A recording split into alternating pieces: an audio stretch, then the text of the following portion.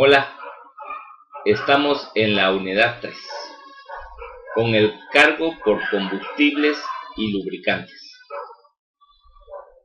Como podemos ver, cargo por combustibles y el cargo por lubricantes es otro de los elementos que integran nuestros costos de maquinaria.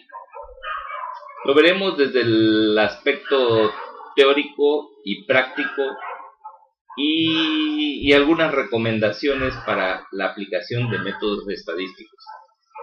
¿Qué pretendemos? Que puedas interpretar el cargo por combustibles y lubricantes como el resultado de consumos reales.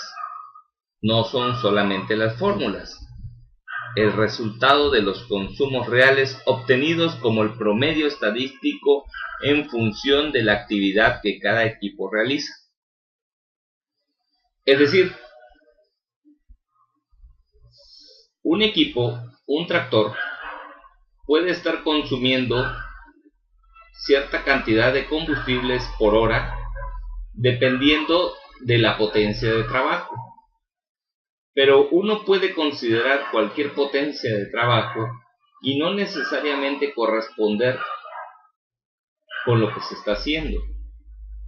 Sin embargo, si trabajamos el tractor cortando arcilla, tendrá un promedio de consumos a diferencia de que si estuviera cortando en un banco de materiales consolidados, ¿sí? Entonces, cuando identificamos el tipo de trabajo con el que realiza, también podemos tener nosotros parámetros para poder ajustar las fórmulas con que trabajamos.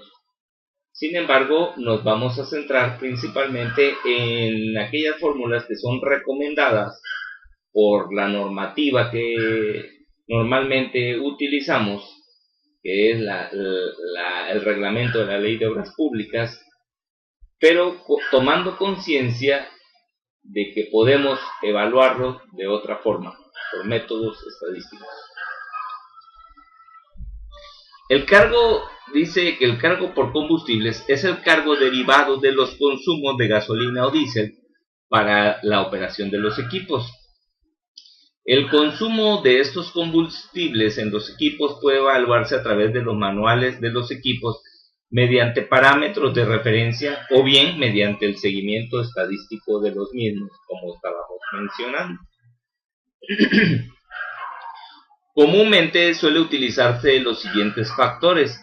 Son precisamente de los factores que estábamos platicando, ¿verdad? En la parte de arriba lo podemos ver. Los consumos por diésel, consumo horario por diésel, dice que es 0.15 por la potencia en HP de trabajo, ¿sí? O 0.20, dice aquí, cuando 0.20 es la potencia efectiva. Determinar con qué potencia trabaja nuestro equipo pudiera ser un poquito complicado o fácil dependiendo de nuestras experiencias o nuestro seguimiento estadístico, ¿sí?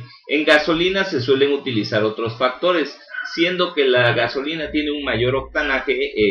En sí, el consumo de los equipos en porcentual suele ser un poco menor. En este caso se dice que es 0.12 de la potencia o 0.15 de la potencia efectiva. La potencia efectiva es aquella potencia de trabajo de un equipo reducida por un factor de eficiencia. Sin embargo, es recomendable contar con valores estadísticos, inclusive caracterizar esas estadísticas por el tipo de obra. En particular, aquí vemos una gráfica que es el seguimiento de consumos de un equipo particular. Es una finisher y esta finisher está trabajando en la recuperación de carpetas, ¿sí?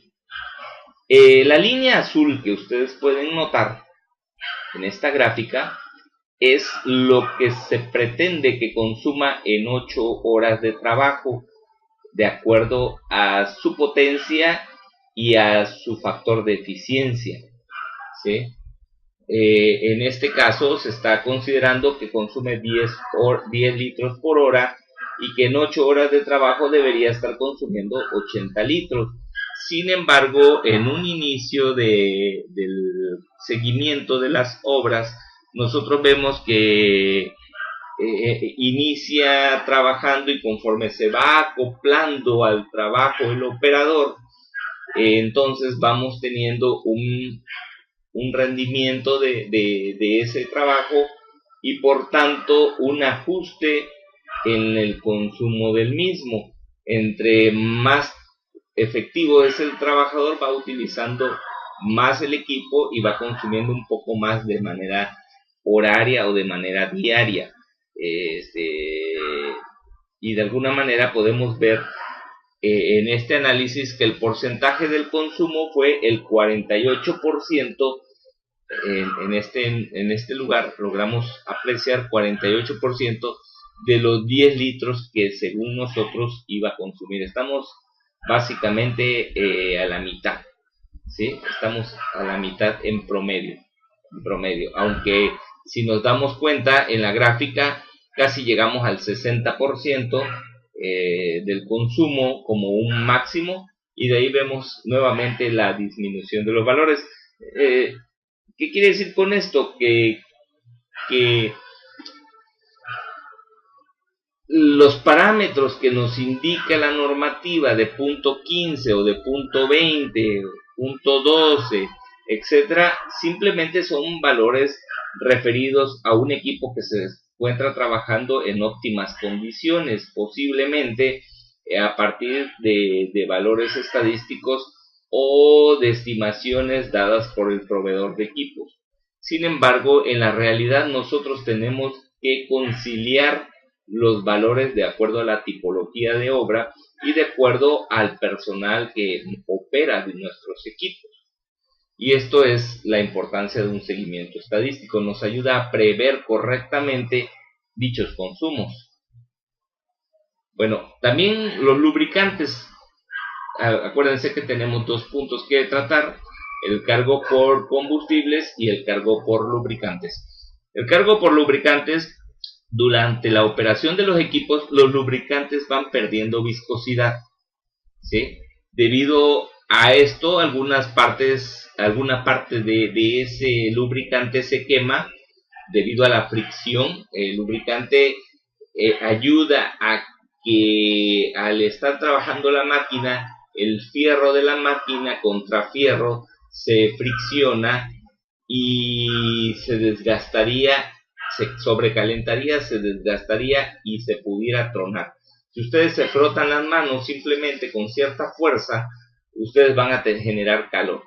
Imagínense un elemento de acero trabajando con potencia y friccionándose uno contra de otro, se calentaría, se dilataría y eso mismo generaría una sobrepresión que pudiera tronar el elemento.